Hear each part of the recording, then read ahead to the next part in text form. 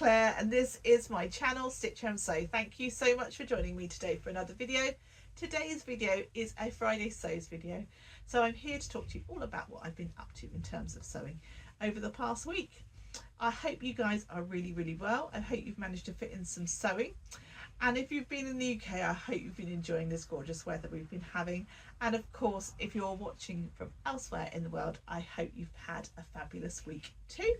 So in terms of sewing this week, I've made 3 things and I've got some happy posts to share with you and my plans for the week ahead. So my first make that I've got to show you was my Sew Frugal entry. So that challenge has now closed, and it is a challenge that I've taken part in for the last few years. Actually, I can't remember how many times I've done it, but a good few years now, and it's a fabulous challenge.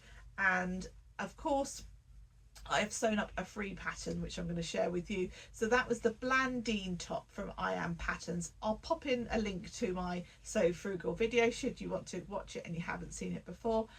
And I sewed up the I Am Patterns Blandine top, which you can actually make as a dress too. There's a couple of different versions where you can add an additional sleeve piece to make it long sleeve with an elasticated section at the bottom. You can just do a regular sleeve where you put a hem on. You can add a cuff.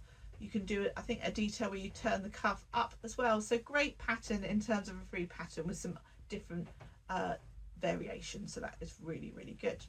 I have made the top. I've made it in a viscose linen fabric, sorry, a viscose fabric that's sort of linen look. It's not actually got any linen in, and in this vibrant sort of royal blue colour. It's got a bias bound neckline, and I've chosen to go with this sort of hot pink colour, and I've got a little label in there from Little Rosy Cheeks that says swing it, shake it, move it, made it. Now I think that the bias bound neck, I think it called for a slightly thinner bias binding, but I think that's worked out okay, and I actually quite like the look that it is given. Obviously you don't see that finish and that hot pink when you've got it on, but I know it's there.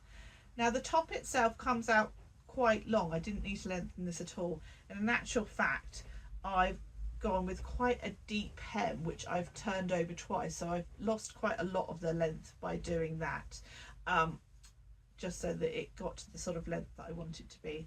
I'll pop in some photos, and if I've got any footage I'll put that in too. I'm not sure whether I took it in the end, I can't remember.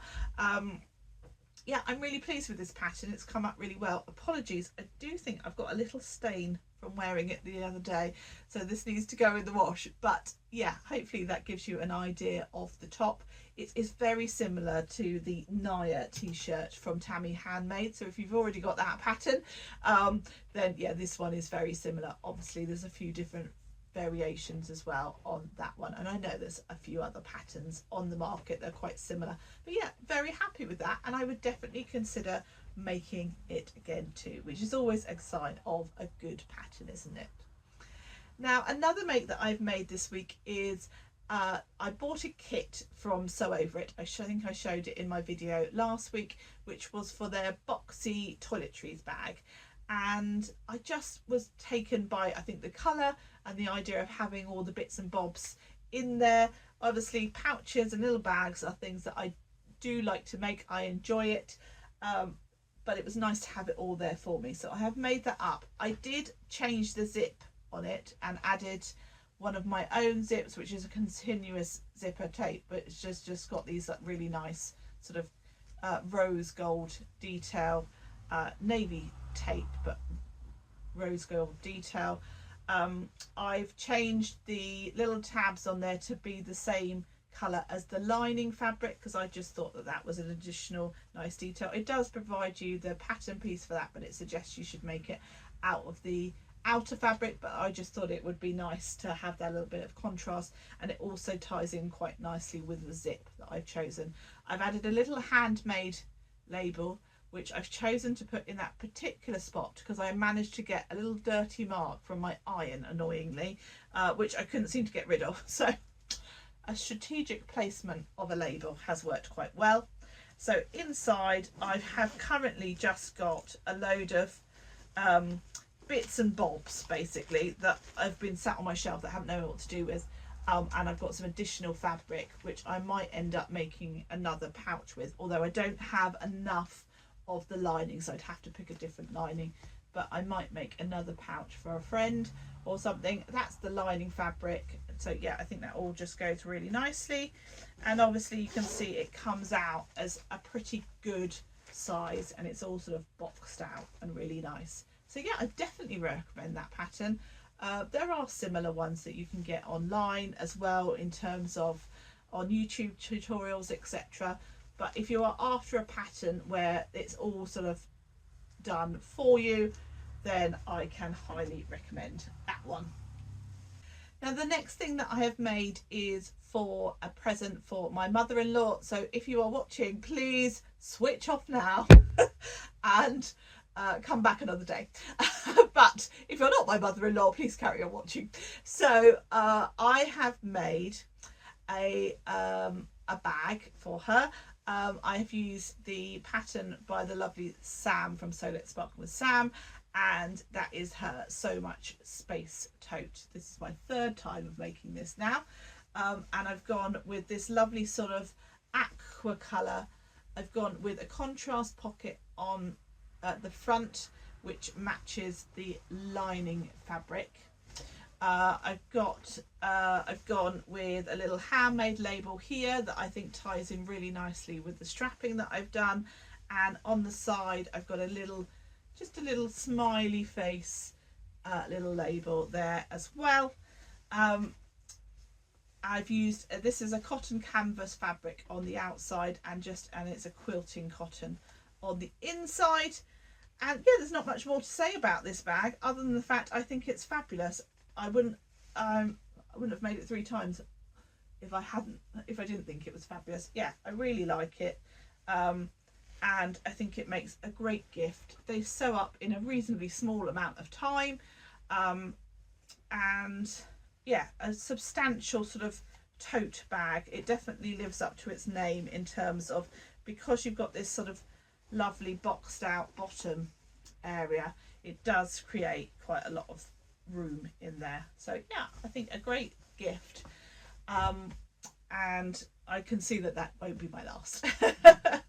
So in terms of things that have come through the post, I've had a few haberdashery items. The webbing strap on that bag, for instance, has come through the post, and a couple of other bits and bobs like that, things like rotary cutter blades and thread, fairly boring things that I don't really need to show you.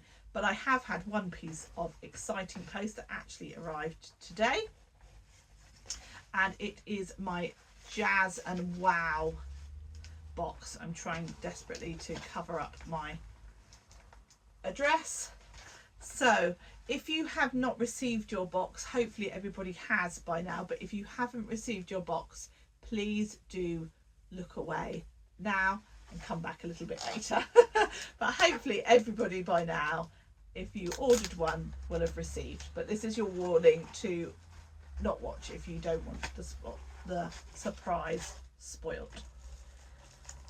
So inside you are greeted by a QR code that gives you a link to the ebook or the little magazine that the lovely Bex has done, and this really gorgeous tissue paper. And the company that is Beck's company is Jazz and Wow, and she's called this box Jazz in Bloom. And there are a number of really gorgeous items in there, so I'm just going to go through them. So we have got some really cute earrings. Now I don't actually wear earrings, and so you're probably thinking, well, why have you bought it? Well, when I got Bex's advent calendar, I just went for the button option rather than the one that was kind of jewelry and sewing items. And whilst there were earrings in there which I don't wear, there were also other items in there, and I thought, well, actually I can always gift on those particular items, so the ones that I won't wear. So these gorgeous earrings. Somebody eventually will receive these. There was also another pair of gorgeous earrings, which I just think are beautiful. Lovely daisies on, which I have a friend's birthday coming up, and those will be perfect for her. And also along the same theme with the daisy, this gorgeous pin badge, which I love. I just think this is gorgeous. I'm going to put this on my jacket. I think it's going to be just so sweet. I think the intricacy of it is just beautiful. It genuinely looks like a daisy. It's so lovely. I'm so pleased with it. Then we have got a pack of buttons in these very springy colours, which will be perfect for like a spring blouse. And then we've got some larger buttons, 3 larger buttons that are all kind of green based, and I love green. I think that's really cute and would be perfect on like a cardigan or like a jacket when you only need like 3 bigger buttons. And then the last thing in there is a little zip charm, which, let me just try and get that so it's not swinging around, which is very, very, very cute.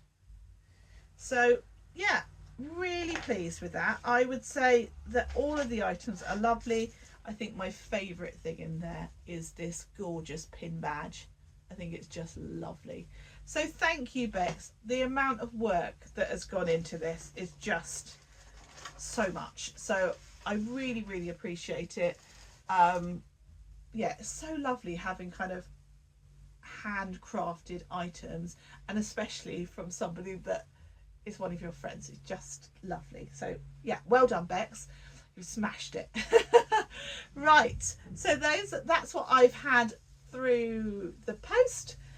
In terms of my plans, now I have a friend's birthday coming up this month who is probably going to get those lovely daisy earrings, and I'd like to make her something else as well. So I don't know whether I'm going to make her a bag or a pouch or what really.